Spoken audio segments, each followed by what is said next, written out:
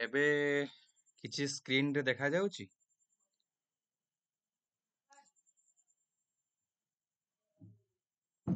Hello, screen ରେ କିଛି ଦେଖା ଯାଉଛି? ହଉ ଠିକ ଅଛି, ସେଇଟା ମୁଁ ପଚାରୁଥିଲି ହଉଛି କି ନାହିଁ ବୋଲି।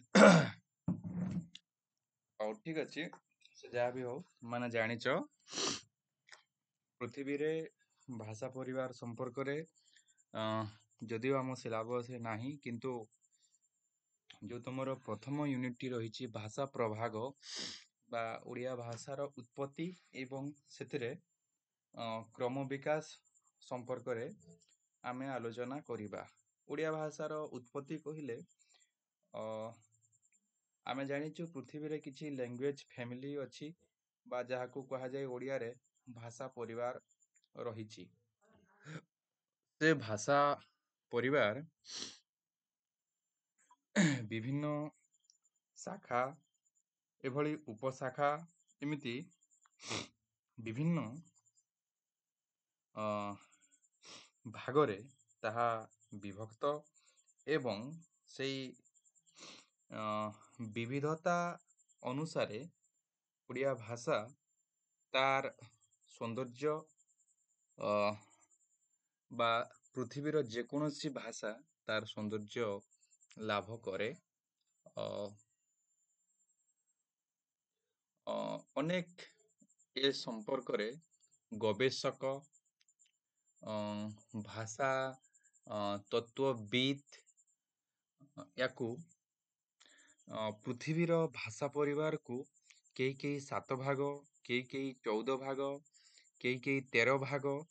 ତା ପୂର୍ବରୁ ତମମାନଙ୍କୁ ମୁଁ ଗୋଟେ ଫଟୋ ଛାଡ଼ିଥିଲି, ତମେ ଦେଖିଥିବ। ଭାଷା ବିଜ୍ଞାନ ବୋଲି ଯେ ଭଲ କାମ କରିଛନ୍ତି ବାସୁଦେବ ସାହୁ, ଡକ୍ଟର ବାସୁଦେବ ସାହୁ, ତାଙ୍କର ପୁସ୍ତକରୁ ଗୋଟେ ଓଡ଼ିଆ ଭାଷାର ଉନ୍ମେଷ କ୍ରମ ବିକାଶ ପୁସ୍ତକରୁ ନୁହେଁ, ତାହା ଆଉ ଗୋଟେ ପୁସ୍ତକରୁ ଓଡ଼ିଆ ଭାଷା ବିଜ୍ଞାନ ବୋଲି ଏମିତି କଣ ପୁସ୍ତକଟି ଅଛି। ତ ସେଇ ପୁସ୍ତକରୁ ମୁଁ ତମମାନଙ୍କୁ ଛାଡ଼ିଥିଲି, କେହି ଦେଖିଛ?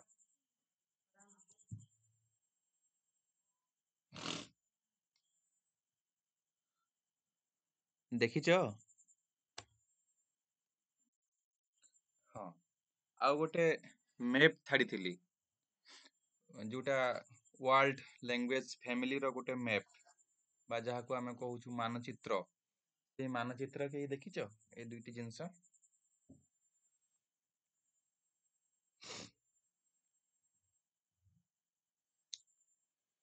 ଜଣେ କହିଲେ ଯେ ପ୍ରମୁଖ 7ଟି ଭାଷା ପରିବାର ରହିଛି, ଯୋଉଟା ବିଶେଷ ଭାବରେ ଆମେ ଜାଣୁ।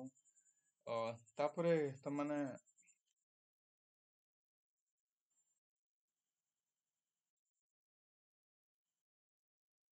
ମୁଁ ତମକୁ କହୁନଥିଲି ଅନେକ ଲୋକ 13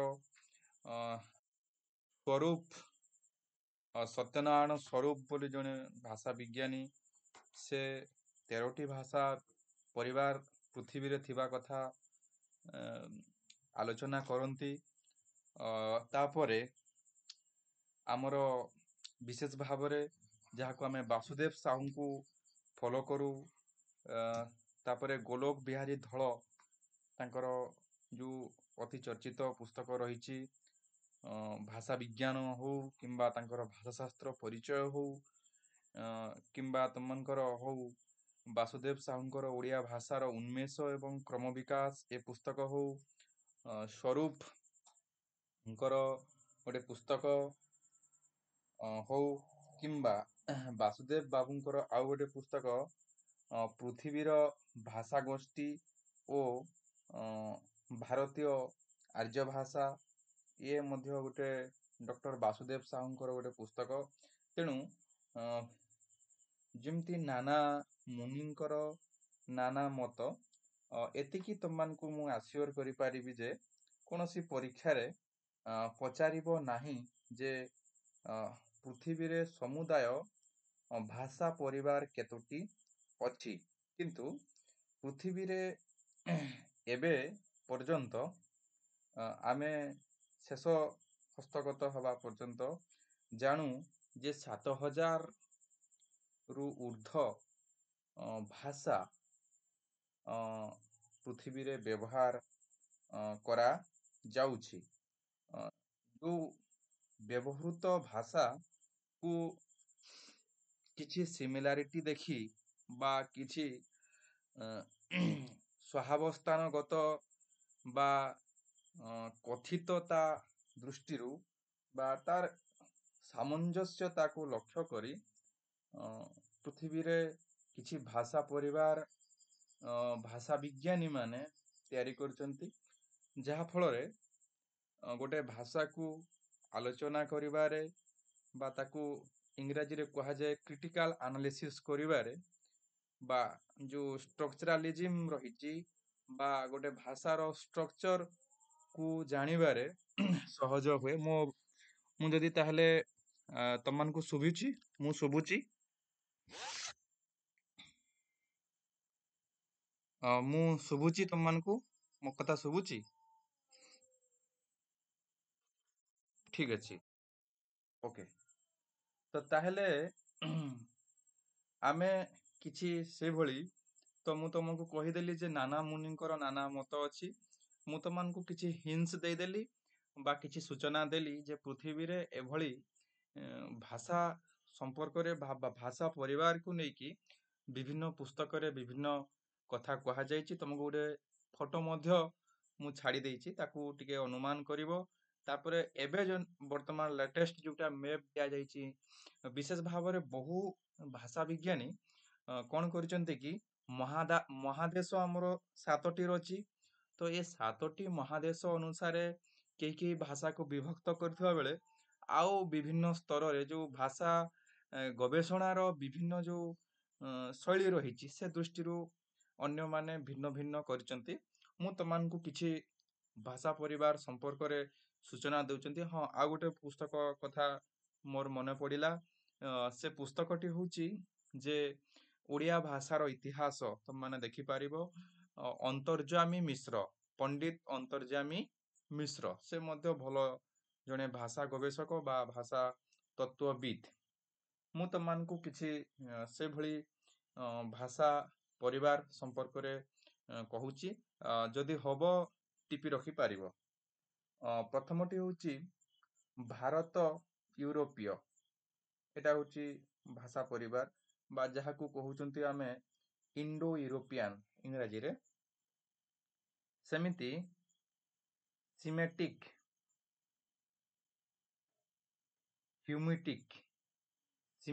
ହ୍ୟୁମିଟିକ୍ ଭାଷା ପରିବାର, এটা 2 নম্বর। 3 নম্বর ହେଲା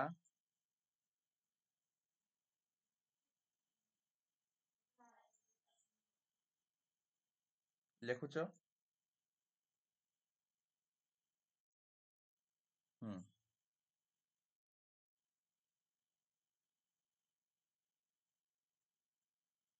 ଆଉ ଗୋଟେ ହେଲା ଉରାଲ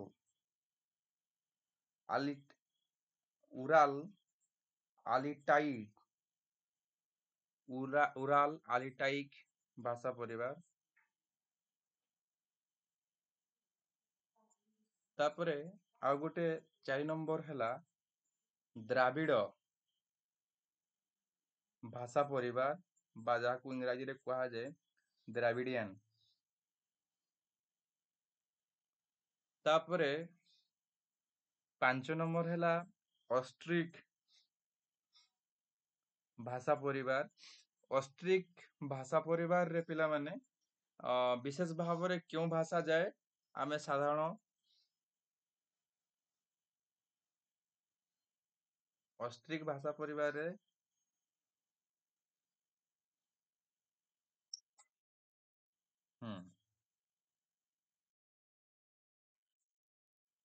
ହଁ, ସେ ଭାଷା ଗୁଡିକୁ କୋଉ ଭାଷା କୁହନ୍ତି? ଆଦିବାସୀ କି କଣ ଗୋଟେ କୁହନ୍ତିନି? ହଁ, ବାସ୍। ହଁ, ତାପରେ 6 নম্বର ହେଲା ତିବ୍ବତୀ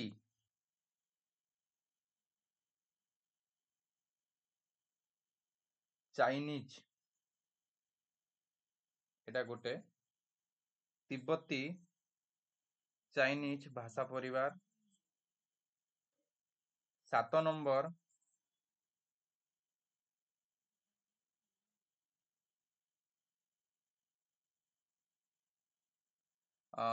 ତାର ବାଣ୍ଟୁ, ତାର ଇଂଲିଶ ସ୍ପେଲିଂ ହଉଛି BANTU, ଏଟା ଗୋଟେ ଭାଷା ପରିବାର। 8 ନମ୍ବର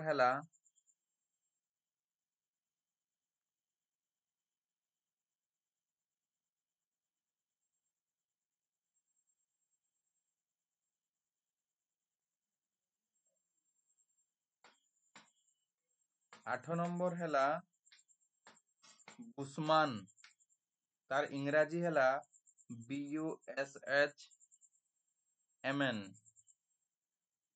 ବୁସମାନ ଭାଷା ପରିବାର।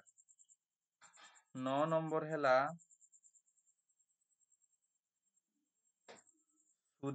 ସୁଡାନ,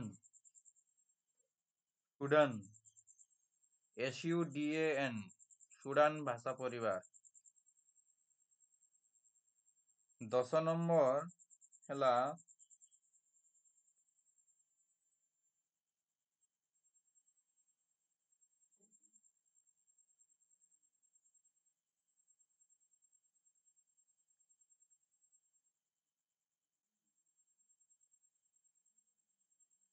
ନମ୍ବର ହେଲା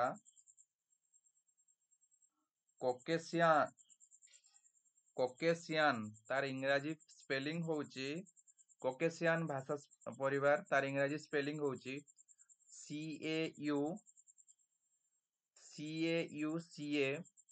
CAUCASIAN, କକେସିଆନ ଭାଷା ପରିବାର। 11 ନମ୍ବର ହେଉଛି ଆମେରିକାନ ଭାଷା ପରିବାର। 12 ନମ୍ବର ହେଉଛି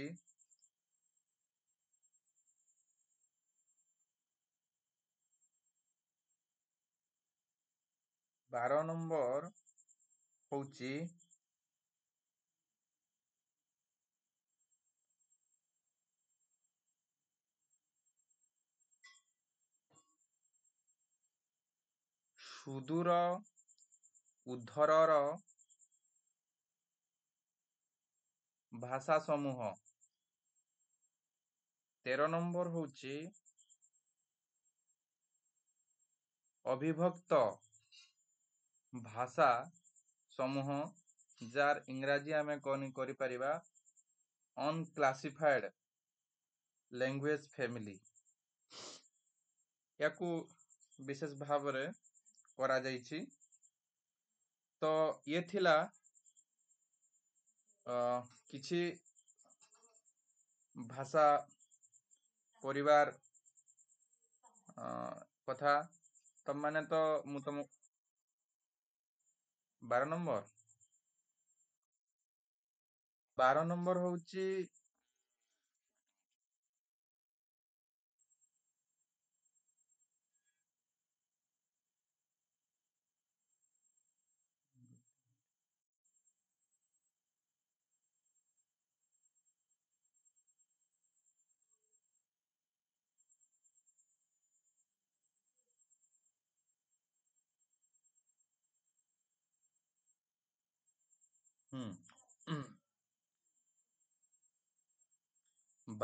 ହେଲା ସୁଦୂର ଉଭରର ଭାଷା ସମୂହ। ସୁଦୂର ଉଭର ଭାଷା ପରିବାର। ତ ଇଏ ହଉଛି ୟାଙ୍କ ଗବେଷଣା କଥା। ତ ତମାନଙ୍କୁ ମୁଁ ଯୋଉଟା ଫଟୋ ଦେଇଛି ସେଥିରୁ ମଧ୍ୟ ଦେଖିପାରିବ, ଯେମିତି ଇଏ ସମାନ ଅଛି। ମୁଁ ଦେଖିଲି ଯେ ସୁଦାନ ପରିବାର ହେଲା, ତାପରେ ବାଣ୍ଟୁ ପରିବାର, ଏସବୁ। ତାପରେ ଏଥିରେ ଦେଇଛି ହେମେଟିକ୍ ପରିବାର, ତାପରେ ସେମେଟିକ୍ ପରିବାର, ତମେ ଦେଖିଛ। ତାପରେ ଇଣ୍ଡୋ ୟୁରୋପିଆନ ପରିବାର, ତାପରେ ଦେଖିଛ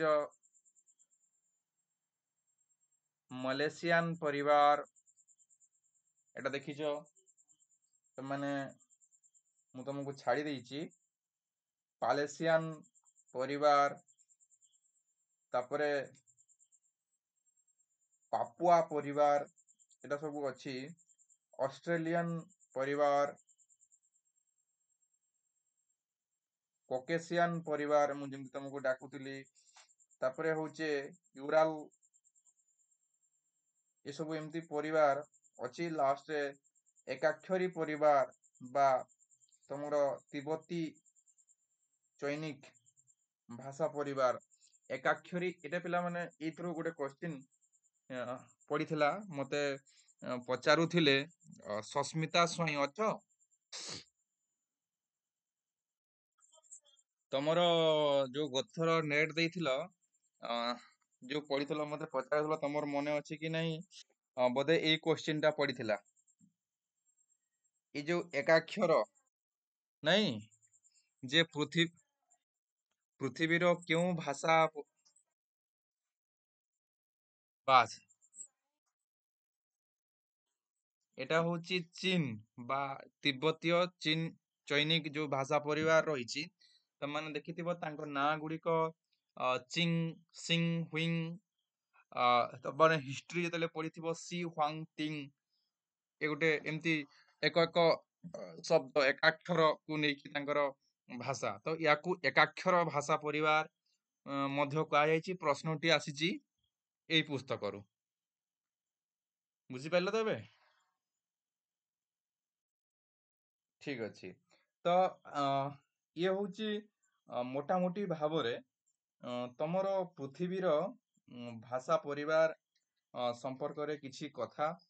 ତାପରେ ଏଇ ଯୋଉ ପୃଥିବୀର ଭାଷା ପରିବାର ଆମେ ପଢିଲେ ବା କିଛି ନା ଜାଣିଲେ ତା ବିଷୟରେ ତ ଅନେକ କିଛି କୁହାଯାଇପାରେ। ପ୍ରତ୍ୟେକ ଭାଷା ପରିବାର ସମ୍ପର୍କରେ ଆମେ ଯଦି ଆଲୋଚନା କରିବା ତାହେଲେ ଗୋଟେ ଗୋଟେ କ୍ଲାସ ଯିବ।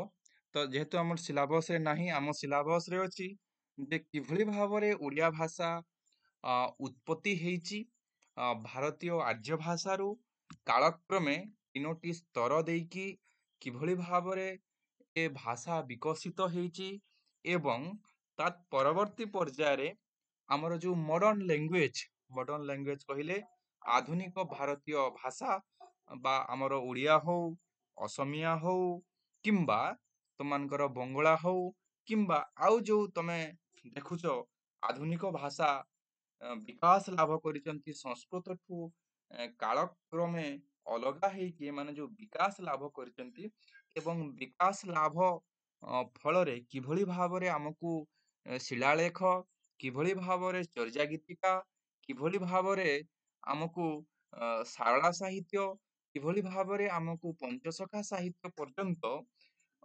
ଆମେ ଓଡ଼ିଆ ଭାଷାର ଏକ ସ୍ୱରୂପ ଦେଖୁଛି, ସ୍ୱରୂପ ବା ଏକ ଶାରୀରିକ ବିକାଶ ଦେଖୁଛେ ଯେ ପ୍ରଥମ ଅବସ୍ଥା ହଉଛି ଅଷ୍ଟମ ନବମ ଶତାବ୍ଦୀ ବେଳକୁ, ତାପରେ ବାଲ୍ୟ କୋଶର ଦେଇକି ଓଡ଼ିଆ ଭାଷା ଯେତେବେଳେ ପହଞ୍ଚି ଯାଉଛି ପଞ୍ଚସଖା ବା ପଞ୍ଚଦଶ ଷୋଡଶ ଶତାବ୍ଦୀ ବେଳକୁ ସେ ସମୟକୁ ଯୁବକ ବା ଏକ ସ୍ୱୟଂ ଭାବ ପ୍ରକାଶ ପୂର୍ଣ୍ଣ ଭାଷାରେ ନିଜକୁ ପରିଣତ କରୁଛି।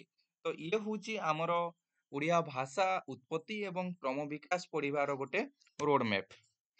ଠିକ ଅଛି। ତ ସ୍କ୍ରିନରେ ମୁଁ ଯାହା ଦେଖାଉଛି ଦେଖାଯାଉଛି,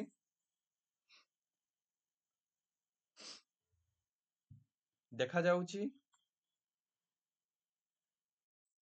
ଓଡ଼ିଆ ଭାଷା କେଉଁ ତାର ମୂଳ ଉତ୍ସ କଣ?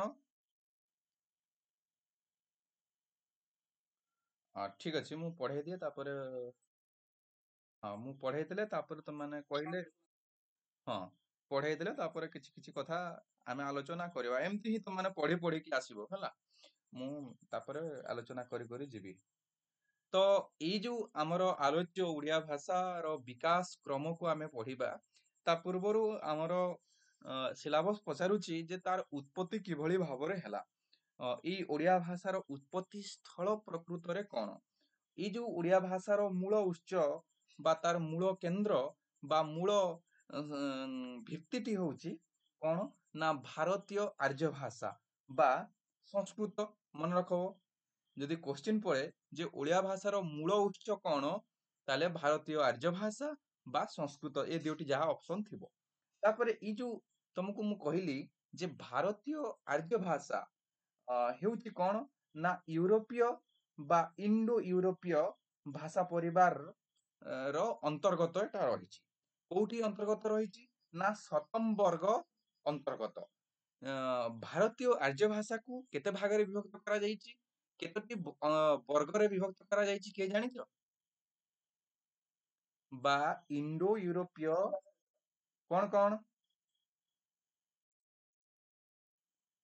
ନା ନା ନା ବାବା, ମୁଁ ପଚାରୁଛି ଯେ ଏଇ ଯୋଉ ଆମେ ପଢିଲେ ଭାରତୀୟ ଆର୍ଯ୍ୟ ଭାଷା ବା ୟୁରୋପୀୟ ବା ଇଣ୍ଡୋ ୟୁରୋପୀୟ ଭାଷା ପରିବାରକୁ କେତୋଟି ବର୍ଗରେ ବିଭକ୍ତ କରାଯାଇଛି?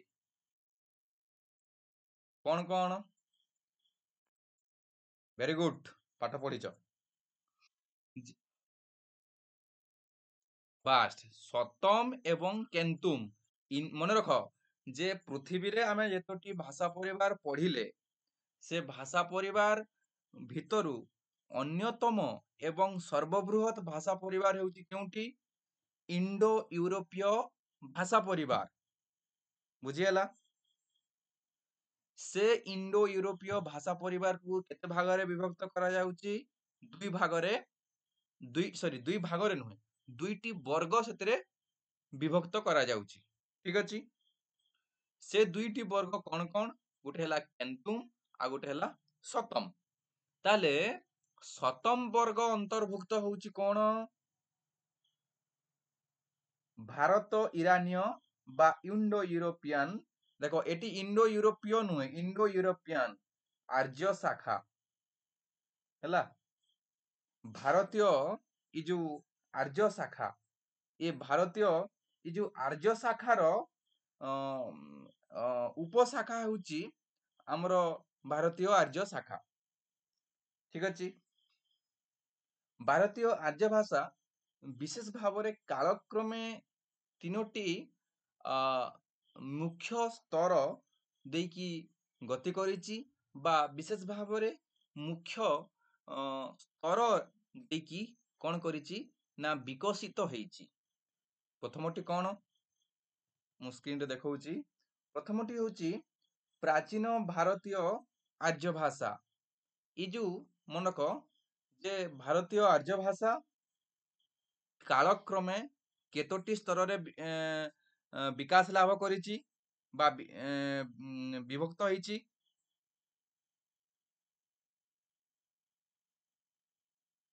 ହ୍ୟାଲୋ। ବାସ୍, ଗୋଟେ ହଉଛି କଣ ନା ଭାରତୀୟ ଆର୍ଯ୍ୟ ଭାଷା, ଏହାର ସମୟ ସୀମା ହଉଛି ଖ୍ରୀଷ୍ଟପୂର୍ବ 1500 ରୁ ଖ୍ରୀଷ୍ଟପୂର୍ବ 500। ଠିକ ଅଛି? ତାପରେ ଆଉ ଗୋଟେ ଏହାର ଦ୍ୱିତୀୟ ପର୍ଯ୍ୟାୟ ହଉଛି, ମୁଁ କହିଲି ଯୋଉ ବିକାଶ କ୍ରମ କହିଲେ ଆଉ ଟିକେ ସରଳ ଭାଷାରେ କହୁଛି, ତାର ତିନୋଟି ପର୍ଯ୍ୟାୟରେ ବିଭକ୍ତ ହେଇଛି ବା ଗତି କରିଛି। ପ୍ରଥମ ପର୍ଯ୍ୟାୟ ହେଲା କଣ ନା ପ୍ରାଚୀନ ଭାରତୀୟ ଆର୍ଯ୍ୟ ଭାଷା, ଯାହାର ସମୟ ସୀମା ହେଲା ଖ୍ରୀଷ୍ଟପୂର୍ବ 1500 ରୁ ଖ୍ରୀଷ୍ଟପୂର୍ବ 500। ତାପରେ ମଧ୍ୟ ଭାରତୀୟ ଆର୍ଯ୍ୟ ଭାଷା, ଏହାର ସମୟ ସୀମା କେତେ ନା ଖ୍ରୀଷ୍ଟପୂର୍ବ 500 ରୁ ଖ୍ରୀଷ୍ଟପୂର୍ବ 500 ରୁ ଖ୍ରୀଷ୍ଟୀୟ 1000। ତାପରେ ଆଧୁନିକ ଭାରତୀୟ ଆର୍ଯ୍ୟ ଭାଷା, ଏହାର ସମୟ ସୀମା କେତେ ନା ଖ୍ରୀଷ୍ଟାବ୍ଦ 1000 ରୁ ତତ୍ ପରବର୍ତ୍ତୀ। ବୁଝି ହଉଛି ତ? ଆଧୁନିକ ଭାଷା ଗୁଡିକ ଯୋଉ ସୃଷ୍ଟି ହେଇଛନ୍ତି ତାର ସମୟ ସୀମା କେତେ ନା ଖ୍ରୀଷ୍ଟାବ୍ଦ 1000 ରୁ ପରବର୍ତ୍ତୀ। ଅର୍ଥାତ୍ ତମାନେ ଲକ୍ଷ୍ୟ କର ଯେ ଏ କଥାଟି ତମାନେ ଆଉ ଟିକେ ଯୋଡି ପାରିବ ଯେ ଯେତେବେଳେ ଉର୍ଜାମ ଶିଳାଲେଖ କେତେ ମସିହା ବଳଦେବ 1051, ଅର୍ଥାତ୍ ସେ ସମୟକୁ ଆମର ଆଧୁନିକ ପର୍ଯ୍ୟାୟ ଅଲରେଡି ଆସି ସାରିଛି। ଭାରତରେ ବିଭିନ୍ନ ପ୍ରାନ୍ତରରେ ସେଟା ବଙ୍ଗଳା ହଉ ଅସମିଆ ହଉ ଏମାନେ ନିଜ ନିଜ ଭାଷାର ଏକ ବିକାଶ ଆରମ୍ଭ କରିଛନ୍ତି, ଯାହାର ଆମେ ଚିତ୍ର ଦେଖୁଛେ କୋଉଟେ ନା ଉର୍ଜାମ ଶିଳାଲେଖରେ ଓଡିଆ ଭାଷାର ଏକ ସ୍ୱରୂପ ଦେଖୁଛେ। ତ ଆମେ ଏଠୁ ଯୋଡି ଦେଇପାରିବା। ତ ଆଧୁନିକ ଭାଷା ବା ଆମର ଯୋଉ ମଡର୍ଣ୍ଣ ଲାଙ୍ଗୁଏଜ ଆମେ କହୁଛେ, ଏ ମଡର୍ଣ୍ଣ ଲାଙ୍ଗୁଏଜ କେତେ ନା ହଜାରେ ପରବର୍ତ୍ତୀ ପର୍ଯ୍ୟାୟରେ ହିଁ ଆମେ ଯେତିକି ଭାଷା ସୃଷ୍ଟି ହେଇଛି, ତାର ପୂର୍ବରୁ ଏମାନେ ମାଗଧୀ ଅପଭ୍ରଂଶ ଏଭଳି ଅବସ୍ଥାରେ ଥିଲେ। ସଂସ୍କୃତିକୁ ମୁଁ ଯେତେବେଳେ ପଢେଇବି ଯେ ପ୍ରାଚୀନ ଭାରତୀୟ କିଭଳି ଭାବରେ ସେଟା ଡିଫାଇନ ହେଲା, ମୁଁ ସେ କଥା କହିବି। କିନ୍ତୁ ମୁଁ ତମକୁ ଏତିକି କଥା କହୁଛି ଯେ ଏଇ ଯୋଉ ସମୟ ଭିତରେ, ଏଇ ନିର୍ଦ୍ଦିଷ୍ଟ ସମୟ ଭିତରେ ଆମର ପ୍ରାଚୀନ ଭାରତୀୟ ସମୟରେ ସଂସ୍କୃତର ପାଲି ପ୍ରାକୃତ ଏଭଳି ଭାବରେ ବିଭକ୍ତ ହେଇଛି।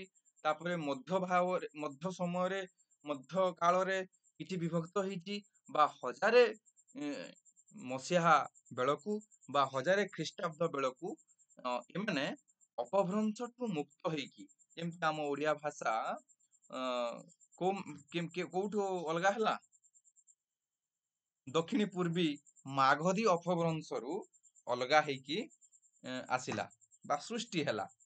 ଠିକପରି ଉତ୍ତର ପୂର୍ବୀ ବା ଉତ୍ତରୀ ପୂର୍ବୀ ମାଗଧୀ ଅପଭ୍ରଂଶରୁ ବଙ୍ଗଳା ଏବଂ ଅସମିଆ ଭାଷା ଏମାନେ ବା ଆସାମୀ ଭାଷା, ଏମିତି ଦୁଇଟି ଭାଷା ସୃଷ୍ଟି ହେଲା। ତେଣୁକରି ଏଇ ଯୋଉ ଭାଷା ଗୁଡିକୁ, କାହାକୁ ଓଡିଆ ଭାଷାକୁ, ବଙ୍ଗଳା ଭାଷାକୁ ଏବଂ ଅସମିଆ ଭାଷାକୁ ସିଷ୍ଟର ଲାଙ୍ଗୁଏଜ କୁହାଯାଏ ବା ଭଗିନୀ ଭାଷା କୁହାଯାଏ, ମାନେ ସମସ୍ତେ ଭଉଣୀ ଭଉଣୀ, ଏ ତିନୋଟି ଭାଷା।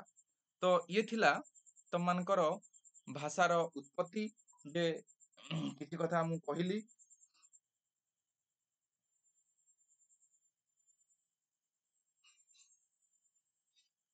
ଠିକ ଅଛି, ଆଜି ଆମେ ଏତିକି ଦେଖିବା। ମୁଁ ଏ ପିପି ଟା ଟିକେ ଅ,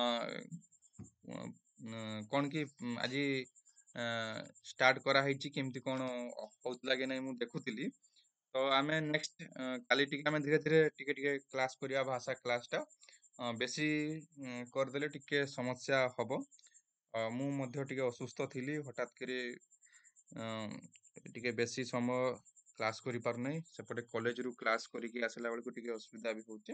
ଠିକ ଅଛି, ଆମେ ଧୀରେ ଧୀରେ ମୁଁ ଟିକେ ରିଷ୍ଟୋର କରିଗଲେ ଆଉ ଟିକେ ଆମେ 1 ଘଣ୍ଟା ସମ୍ପୂର୍ଣ୍ଣ ଭାବରେ କ୍ଲାସ କରିବା। ଏବେ ଏଥର ଆମେ ସମସ୍ତେ ଯେଭଳି ଭାବରେ ପ୍ରତିଶ୍ରୁତିବଦ୍ଧ ହବା ଯେ ଡିସେମ୍ବର ସେସନରେ ଯୋଉ ଆସୁଛି ସମସ୍ତେ ନେଟ୍ ଆପ୍ଲାଏ କର, ବାହାରିଲେ କରିବ, ବାହାରିନି ପର୍ଯ୍ୟନ୍ତ। ଏବଂ ତା ପାଇଁ ଆମେ ଭଲ ଭାବରେ ପ୍ରସ୍ତୁତି ନେଇକି ଯେଭଳି ଭାବରେ କ୍ଲିୟର ହବ ଆମେ ଚିନ୍ତା କରିବା, ଆସ୍ତେ ଆସ୍ତେ ପଢିବା। ଏବେ ତ ସ୍କ୍ରିନରେ ସବୁ ଦେଖାଯିବ, ମୁଁ ବିଭିନ୍ନ ଜିନିଷ ତମମାନଙ୍କୁ ସ୍କ୍ରିନରେ କିଛି କଥା ଦେଖେଇବି ଏବଂ ଏଇଠି ହିଁ ଏଇ କ୍ଲାସରେ ହିଁ ମୁଁ କିଛି MCQ ମଧ୍ୟ ତମକୁ କରେଇ କରେଇ ଯିବି, ଯାହା ଫଳରେ ଗୋଟେ ବିଷୟ କମ୍ପ୍ଲିଟ ହେବ। ସବୁବେଳେ ନୋଟବୁକ୍ ଧରିକି ବସିଥିବ ଆଶା କରିବି। ଠିକ ଅଛି, ଆଜି ପାଇଁ ଆମେ ଏତିକି ଦେଖିବା। ଆସନ୍ତା କ୍ଲାସରେ ମୁଁ ତମମାନଙ୍କୁ ପୁଣି ଇନଫର୍ମ କରିବି। କ୍ଲାସ ତ କରିବା, ଇନଫର୍ମ ନୁହେଁ, କ୍ଲାସ କରିବା। ପୁଣି ଦେଖା ହବା। ଠିକ ଅଛି।